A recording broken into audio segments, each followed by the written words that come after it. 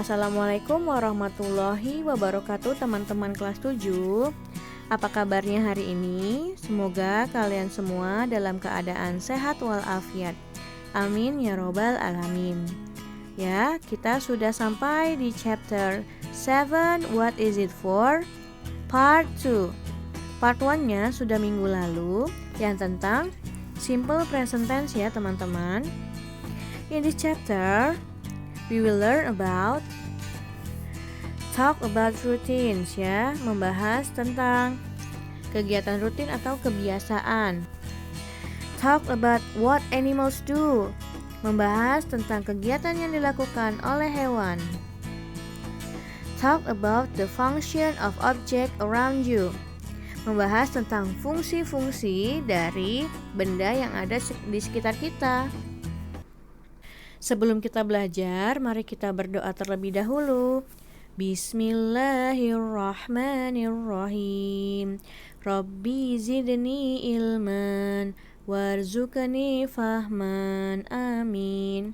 Ya, jadi teman-teman, Ibu minta sebelum belajar siapkan dulu buku paket bahasa Inggris dan alat tulisnya. Silahkan simak video ini secara seksama dan tidak ada yang terlewat ya. Bismillahirrahmanirrahim. A. Routine activity, kegiatan rutin. Untuk menyatakan kebiasaan atau kegiatan rutin, kita gunakan simple present tense. Masih ingatkah teman-teman pelajaran minggu lalu tentang simple present tense? Polanya S atau subjek ditambah V1 atau verb 1 yang kadang ditambahkan S atau IS tergantung subjeknya, plus objek atau adverb. Untuk menentukan verb satunya ditambahkan S atau tidak, kita lihat subjeknya terlebih dahulu. Ini yang penting untuk diingat. Untuk I, you, they, we dan subjek lebih dari satu tidak ditambahkan S atau IS. Sedangkan untuk he, she, it dan subjek yang berjumlah satu ditambahkan S atau IS ya. Jadi ini yang paling penting ya teman-teman, harus diingat.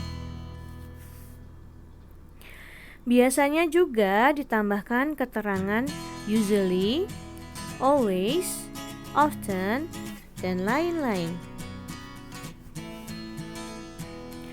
Contoh penggunaan simple present tense. Andy and Johnny usually bla bla bla go to school. Kita lihat Andy and Johnny, subjek yang berjumlah lebih dari satu, berarti kita verb satunya tidak ditambahkan S atau IS. Jadi Andy and Johnny usually go to school ya. Jadi tetap ya teman-teman, tidak ditambahkan S atau IS. Karena apa? Karena subjeknya lebih dari satu. Lalu contoh selanjutnya, you bla bla bla eat rice every day. Kita lihat subjeknya you. You verb satunya tidak ditambahkan S atau IS. Jadi you eat rice every day. Jadi eat-nya tetap ya teman-teman, tidak ditambahkan S atau IS. Contoh selanjutnya, Mira usually go to school. Ya, Mira, subjek yang jumlahnya satu. Berarti nanti verb satunya akan berubah menjadi goes. Karena Mira adalah subjek yang jumlahnya satu, jadi kata go-nya kita tambahkan S atau IS. Di sini kita pakainya IS ya. Contoh selanjutnya, he bla bla bla eat rice every day. Kata kuncinya adalah he. Subjeknya he berarti membuat verb satunya harus ditambahkan dengan s. Jadi bentuknya seperti ini. He eats rice every day. Dia memakan nasi setiap hari. He eats. Lihat ada huruf s-nya, ditambahkan s ya. Kalau untuk subjek he. Nah, jadi seperti itu ya teman-teman. Harus diingat subjeknya, karena subjeknya yang menentukan penggunaan s atau is. Jadi tidak semua ditambahkan s atau is. Tugas 1, halaman 142. Part F. Think about it. Take the correct answer. Number 1.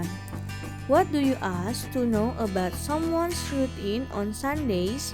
Apa yang kamu tanyakan untuk mengetahui kegiatan rutin seseorang pada hari Minggu? Yang pertama, what do you usually do on Sundays?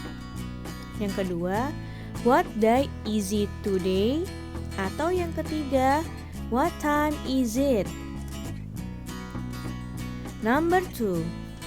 What do you say to tell someone your routine on Sundays? Yang pertama, I like orange. Yang kedua, I get up late on Sundays. Yang ketiga, I have math on Mondays. Tugas 2, halaman 144. Part E. Think about it. Choose the correct answer. Number 1. If you want to know someone's routine, you may ask. Jika kamu ingin mengetahui kegiatan rutin seseorang, kamu dapat bertanya, A. Do you go fishing on holidays? B. Can you speak English? C. What are you doing? Number 2. We ask, do you go fishing on Sundays? When we want to ask about once. Jika kita bertanya, apakah kamu pergi memancing pada hari Minggu? Ketika kita ingin mengetahui tentang apanya seseorang. A. Condition atau kondisinya. B. Habit, kebiasaannya. C. Job, pekerjaannya. B. Animals. Halaman 146 sampai 147. Silakan dibuka bukunya teman-teman. Part B. Look and read. Ayo kita baca bersama-sama teman-teman. Tigers. Tigers come from Asia. They belong to the Felidae or cat family. They can grow to 1.2 meter tall and weigh up to 300 and weigh up to 310 kilo. Most of them are reddish orange with black stripes. Some of them are white with stripes. They only eat meat. They do not eat leaves, grass, or fruits. They can run, jump, and swim. Ibu artikan dulu ya teman-teman. Harimau. Harimau berasal dari Asia. Mereka termasuk ke dalam Felidae atau keluarga kucing. Mereka dapat tumbuh hingga 1,2 meter tingginya dan beratnya mencapai 310 kilo. Kebanyakan dari mereka berwarna orange kemerahan dengan garis hitam. Beberapa dari mereka berwarna putih dengan garis. Mereka hanya makan daging. Mereka tidak makan daun, rumput, atau buah. Mereka dapat berlari, melompat, dan berenang. Tugas ketiganya, silakan kerjakan halaman 147, bagian D. Halaman 147, Part E. Part E. Sort the text below and rewrite them. Jadi teman-teman, lihat kalimat-kalimat berikut. Jadi kalian pilih mana kalimat yang cocok untuk zebra, mana kalimat yang cocok untuk panda.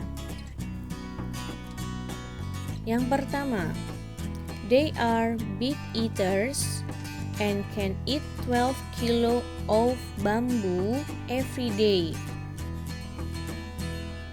Yang kedua, zebras are from Africa. Yang ketiga, they belong to the horse family, keluarga kuda.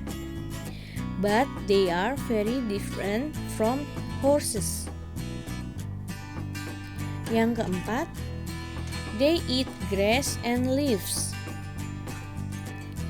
Yang kelima, they can walk and climb trees. Yang keenam, they have black and white hair and the pattern is always similar. Mereka punya rambut warna hitam dan putih dan pola mereka selalu sama. Yang ketujuh, they belong to the bear family but have different appearance. Mereka termasuk ke dalam keluarga beruang, tetapi mereka mempunyai perbedaan dalam penampilannya. Pandas are from Central China. Selanjutnya, they have black and white striped skin. Each zebra has a unique pattern. Yang terakhir, kalimat yang terakhir, they can gallop and run. Ya teman-teman, yang barusan adalah tugas keempat ya di halaman 147. Ya sekian materi dan tugas hari ini. Jadi ada 4 tugas ya teman-teman. Mohon dikerjakan semua dan dipahami. Ya, dikerjakan dengan sebaik-baiknya dan sungguh-sungguh. Sekian dari Ibu. Wassalamualaikum warahmatullahi wabarakatuh.